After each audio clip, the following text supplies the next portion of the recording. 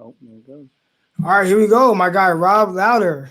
Rob Louder. We're here live to talk about some 49er football and some of the comments that have been made by the media and some backtracking, right? Beep, So, beep. right, backtracking just a little bit. And it seems like something like it started with the PFF, right? When we were live on Strike and Gold, talking about it in the locker room. Our initial thoughts were from what that guy was saying. Well, what we've been thinking the whole time, right, was there's a lot of speculating. Right. And people are trying to turn their speculating into like facts because that's what they feel in their gut. And they're trying to project what Kyle Shanahan is going to do, but they're kind of making it seem like more of a fact. Like, oh, this is what he's going to do. Yeah, Instead no, I mean, of, the quote is like, the pick is going to be Mac Jones. Like, yeah. that doesn't even, yeah, right. So, and that's what we've been hearing, right? It's going to be Mac Jones. Did you hear the little one, Adam Adam, Schefter? the Did you little one, hear you know what's funny is they're both hella small. I actually is, talked to Ian Rappaport at training camp, and that dude's like 5'8". is he really? Yeah, yeah. They're Yeah. both. So so first we'll talk about Schefter's comments, right? And then we'll talk about kind of where those came from and how he went about that. And then hearing Ian Rappaport and others kind of backtracking. But Adam Schefter, he sounded like the most like 100%. This is what they're doing. Like that's what he said. Oh, it's gonna be Mac Jones. Right. And then went as far as to say he'd be shocked if it wasn't Mac Jones. So like, what were your initial comments like? Just hearing that. Your initial thoughts. To me, the two things just in those two little statements right there, they don't say the same thing. Like, you don't say it's going to be Mac Jones and then say I'd be shocked if it wasn't, because you know what I mean. Because one is insinuating you already know the answer. The other is insinuating that there's still other options. So it's like saying it's going to be Mac Jones to me says this is what's going to happen, and basically saying something like that is where. That's where everybody else started rebounding off of it, saying, "Oh, okay, well, picks 1, 2, and 3 are already set. So let's talk about the Falcons." And when you say somebody like Adam Schefter says it's going to be Mac Jones, and people are that's his reputation. They're going to listen. That's it. And I would say he's earned that, obviously. But at the same time, it seems like now we're getting to a point where people just aren't so sure. Like, to me, is why were you so sure now? And now I don't know. I don't. There's so much stuff that goes on in the background, trying to play angles, and I don't know. It's so hard to know all the stuff that goes into this. But it seems like now we're getting to a point where maybe people aren't so sure. Right. So here's another angle, right? And people say it every single year. Like there's like this window of time before the draft where they say like, don't believe anything you hear. Right. Right. And we're like smack dead in that window.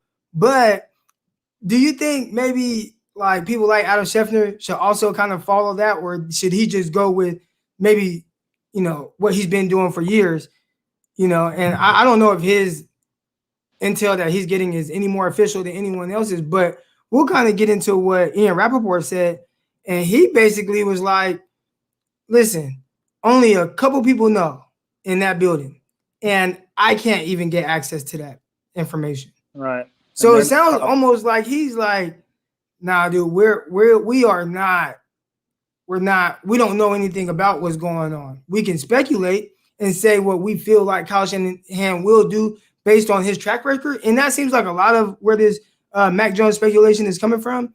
But so we can speculate that this is but it almost sounds like he was like, nah, nobody knows, right? Is that what you got from what Ian Rappaport said? Yeah, 100%. Like, and he was very upfront about the fact that he's already asked Kyle Shanahan, like, is Mac Jones in this conversation? And he said yes. And that to me is fine. Of course, Mac Jones, I think Mac Jones is good enough to where it would almost be negligent for him not to be in the conversation. He's worth talking about. And so obviously saying he's in the conversation is not something that, sorry, I should probably lower my voice. I'm in a huge ass art room. It looks small because my door's right behind me, but I don't want it to echo too bad. But yeah, to me, he's in the conversation, that's fine. But then he, like you said, he just pumped the brakes and was like, there's like 2 people or 3. He made it seem like there's like 2 or 3 people that know who they're taking with that pick or who they're leaning towards. And he also did say that for the 49ers to make that trade, they already kind of have like a favorite, like somebody that they're confident's going to be at 3, that they're happy with at 3. Not that they wouldn't consider any of these other guys, whoever they are. But yeah, it 100% was like, hey, let's just let's pump the brakes a little bit. That's my school bell.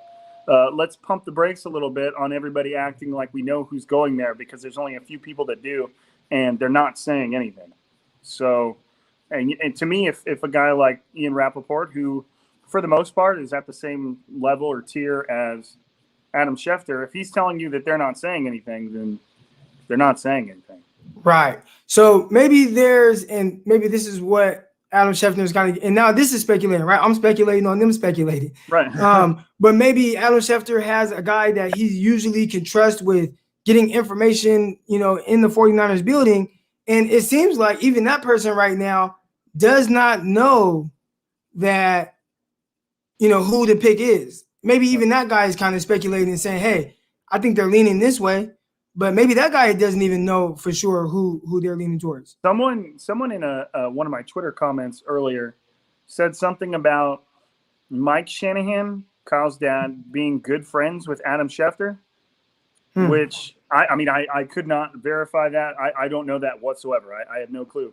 But I mean, I could see Mike Shanahan as being somebody who knew, or at least had a very, very good idea. But I like I said, that was just simply a reply on Twitter. I don't know even know if that's true, but it definitely seemed to me that Ian Rappaport was just trying to pump the brakes a little bit as far as everybody and that's the thing that you got to kind of discern is up until this point, so many people were like, no, it's Mac Jones. Like that's who they're going to take. And I'd be floored if it wasn't Mac Jones. Whereas now I feel like people are starting to walk back to I can see Mac Jones being the pick, but, and again, when you hear people describe it, it always comes down to their reasoning is all the quarterbacks that Kyle Shanahan has already had. Right. None of which he chose. And outside of Kirk Cousins, which he only got to play with for a little bit, openly said that he wanted him in San Francisco, and then that was it. So, right. I haven't seen anything, and it certainly didn't seem like Ian Rappaport had heard anything to say it's Mac Jones. Like it's almost like most people didn't really. I don't know if was it Dan Patrick, right? Did you watch Dan Patrick on his show and kind of some of the things that he said with Ian Rappaport? But like Dan Patrick has been the one that he was like, hey, that interview that they gave, that press conference, they were as open and honest as possible. And he was like, man, that was like a breath of fresh air, which they have been pretty open. Now, even sometimes Rich Eisen, when he was talking to, I'm sure you heard it, when he was talking to Ian Rappaport was okay, like, that's what I'm talking about. I said Dan Patrick, but that's what I meant. Oh, okay. Yeah, he's just like, man, that was amazing. Like that. That's how they've been, though, right? Like even if you look back to that one press conference when was it right towards the end of the year when they were like, yeah, we can replace Jimmy if somebody comes along that's good enough, if it's the right opportunity. Like they've been very open. I think some people like kind of look at their comments as coach speak, but that's not what it sounds like to me. To me, it's like, no, we're telling you what we're going to do and what our plan is. I think, even that, like when they were saying it then, like, yeah, Jimmy's our guy until he's not. Now, some people will kind of take that as like, oh, well, no, you guys are reading into it too much. He's saying Jimmy is his guy. And it's like, yeah, but he's clearly saying Jimmy is his guy until he's not.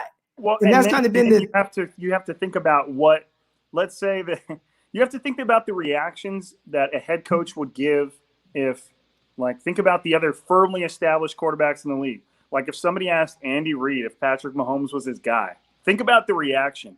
You know what I mean? Like he would just laugh. Like we just paid this guy, $500 million or whatever it is.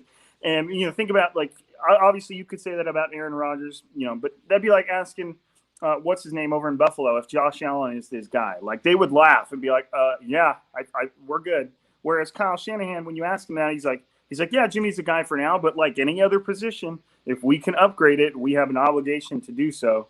And it just seems like everybody took that as like, no, it was both ways. Remember, I had that tweet where I was like, no matter what you feel, Kyle Shanahan said something for you today. Right. And it's like, if you feel like Jimmy's the guy, he said that. If you feel like they need to upgrade, he said that too.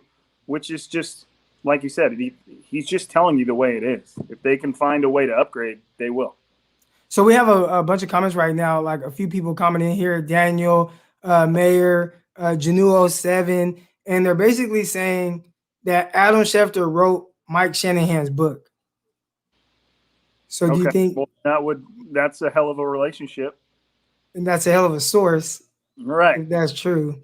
Right. And it maybe could speak to the reason why Schefter said it with such certainty. Could.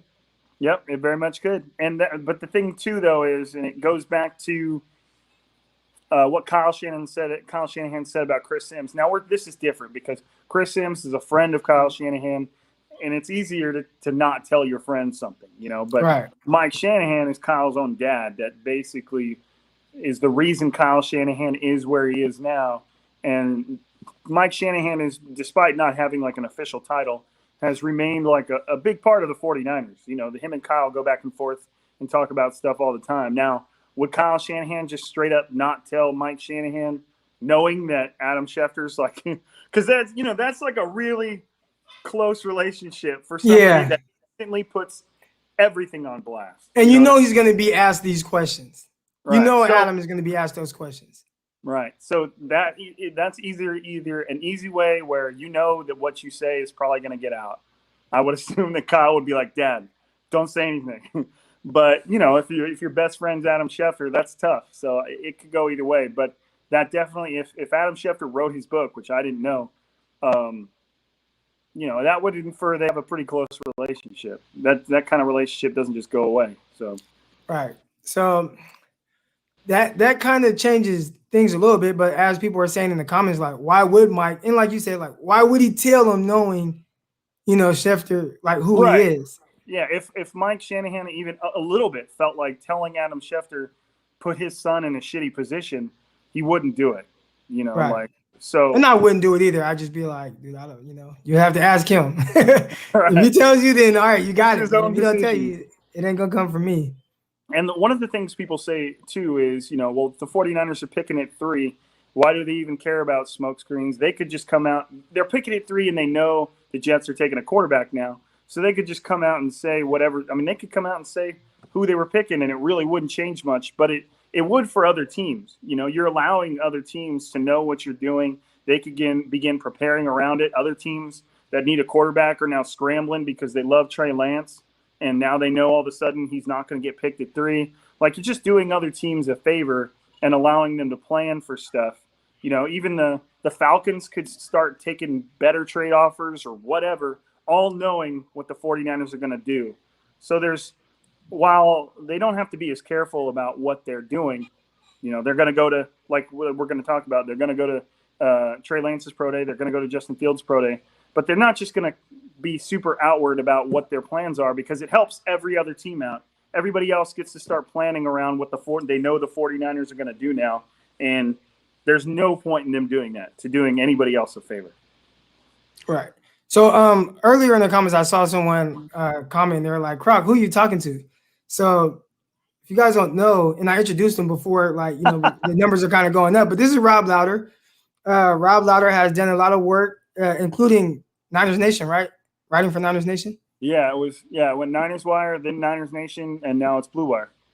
Hey, and Rob, he kind of showed me the ropes. So, I had got like, media access, media credentials for training camps and everything. And Rob was like my buddy at training camp. And then I also, when I got credentialed for the games, Rob was psyched, and we kind of maneuvered it to where we got to sit next to each other in the media press box. And he kind of just showed me the ropes of everything. Like, you remember you came downstairs to get me. Yeah. And to take me up to where the media room was and everything, and kind of show me how all that works. So that was pretty cool. So that's who I'm speaking with right now. That's Rob Louder, at Rob_Louder on Twitter. I thought I put my name. It's not showing. I don't know. Maybe if I remove this banner, it'll show. Let's see. Let me see if I hide that banner. But yeah, that's Rob _Louder on Twitter. I don't know how to. Okay, let's see, guys. You guys work. I'm just now learning how to do this stuff, but boom. There we go. Got it. Poof. Yeah. So that's who this is, guys. If you guys were wondering. All right. So now another aspect to all of this is a couple of guys are doing their second pro days, and that's Justin Fields, who's doing his on the 14th, I believe, and then Trey Lance, who's doing his on the 21st. Yeah, it's like I think it's the 19th. 19th. Now this is my thing. I mean, with the 14th, it's still kind of cutting it close, I believe, because now like teams are finalizing their boards, and I really feel like as of right now, they pretty much know who they want. There might be a chance where, say, the 49ers are leaning in a different direction than Justin Fields, and they see it in person, and they're just like, ooh, I don't know. Like, we got to really evaluate this, and let's look at this through a different lens, because that can happen, right? So let's say CeeDee Lamb last year. I had this perception of CeeDee Lamb. I had watched games of him, and then there was just something I saw that made me go back in and watch CeeDee Lamb through a different lens. And that catapulted me I went from like, is this dude a first round pick? Like just watching the way he plays and stuff. Because you guys know I don't watch highlights when I do my evaluations. So if you watch highlights, I'm pretty sure he looked like crazy sweet. But I was just watching him, I'm like, I don't know if this dude's even a first round pick. And then I went back and I had to watch it through a different set of lenses. And I was like, he's wide receiver 1. Right. So your opinion on someone can definitely change, and you don't know exactly, what that might be that you can see that can kind of change your opinion, right? Or get you to view something through a different lens. Seeing something in person is always sweeter than like watching it through a TV. Like you can watch through a TV and you can get your idea of what it looks like and what it feels like and whatnot. But when you're in person and you see Fields, and you see his body and what it looks like and the speed and the arm strength and how it just comes off of his hand and his personality and the swagger and the confidence, when you see that up close, if they're not all the way in on him, or if he's maybe not 100% the guy, but then you go to the pro day on the 14th and you see that in person, I think that is something that could possibly change your mind, right? Remember a few years back, Kyle Shanahan went to Patrick Mahomes' pro day as a smokescreen. And he said when he saw Mahomes, he immediately called Kyle and was like, I know we're not in the market for a quarterback, and I'm here as a smokescreen. We're going to get Cousins, but I'm telling this dude, Mahomes, I just saw something crazy, right? Like I just saw something. And sometimes that's what it takes to maybe change your mind. So I know there's a lot of people that think, hey, these pro days don't matter and whatnot. I'll say this. I had several NFL workouts, private workouts. It's just me and everybody from the front office watching me. And you get signed off of running around in T-shirt and shorts. So they watch all my film.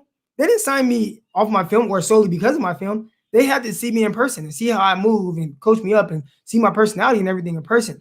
Sometimes when you get in a position like this, where you're probably splitting hairs on who your top guy is or who you're most comfortable with. But there is a chance, in my opinion, that you can watch Justin Fields. If he's not your guy, he might just be their guy. But if he's not your guy, but you see him in person and you see how that ball comes off of his hands and you see the power and you see the charisma and you get to meet him and all that and you see the personality, that could make somebody say, let me go back and look at his film one more time. And then now some of the things that you're nitpicking at, maybe you're like, you know what? I think we can fix that. Right? But what are your thoughts on that?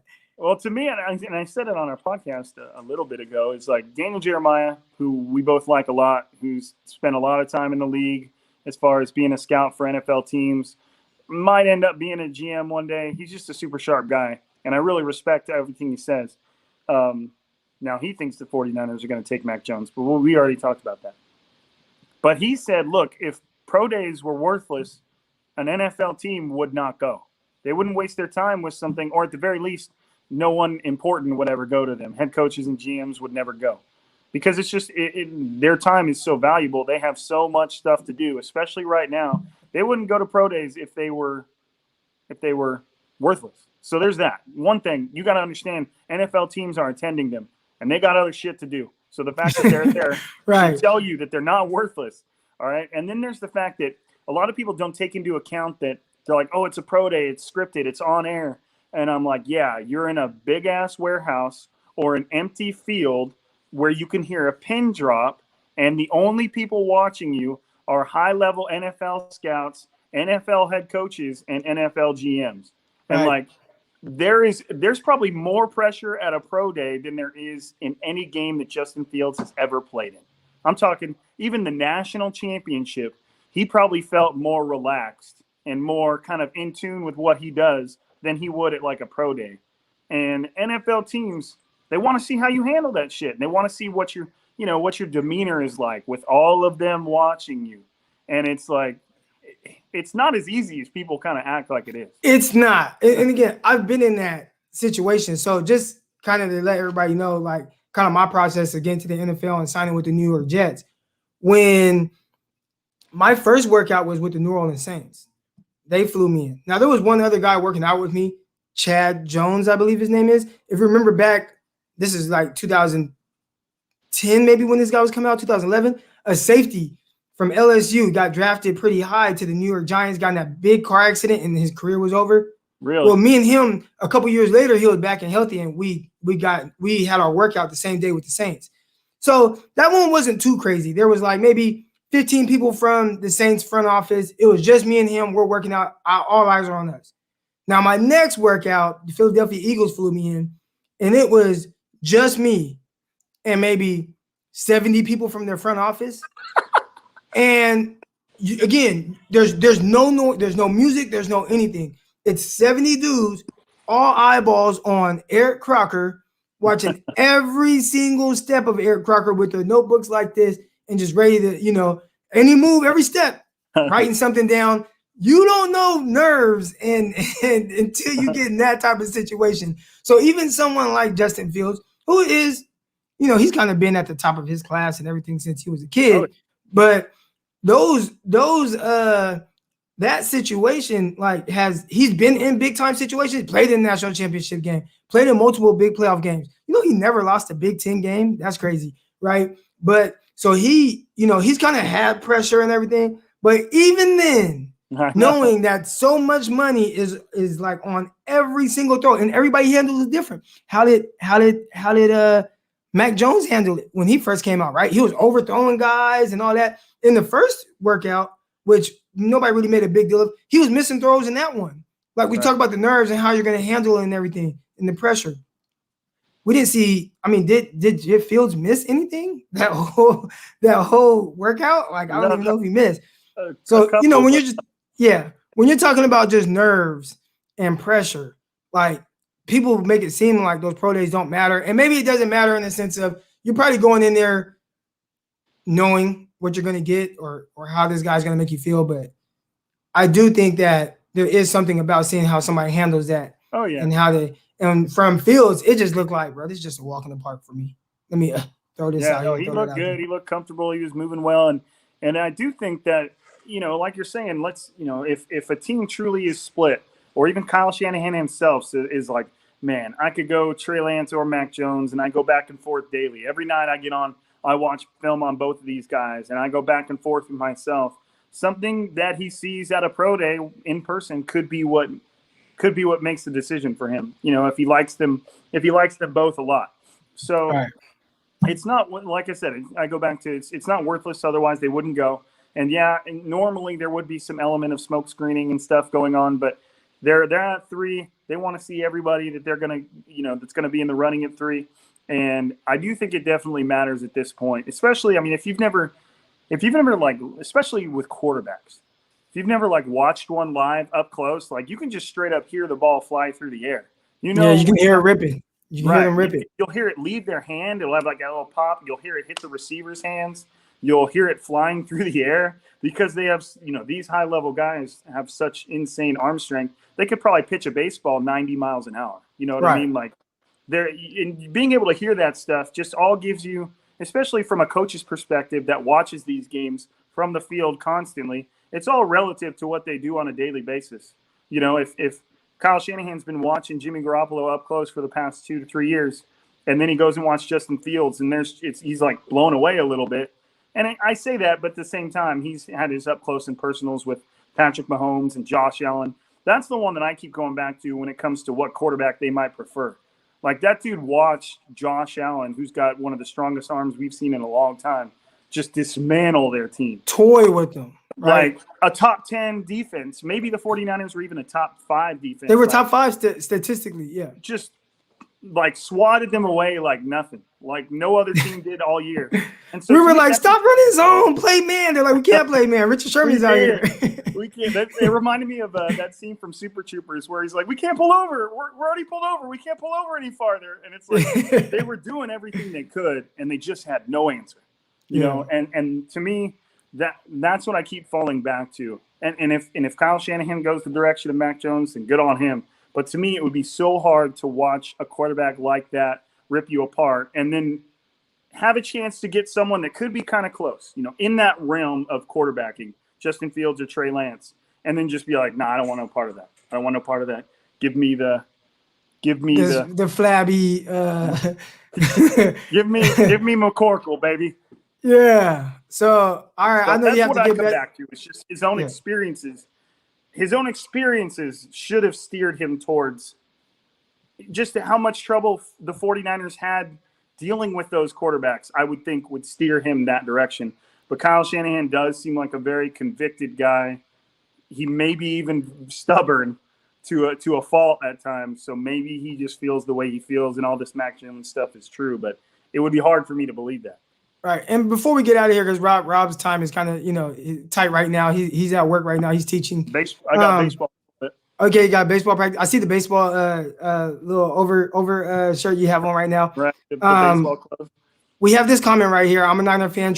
And he said, I'm not trolling. I like Mac Jones. And I'll say this. I like Mac Jones. Rob likes Mac Jones. We don't dislike Mac Jones. We don't like Mac Jones for a minute. Yeah, we like Mac Jones.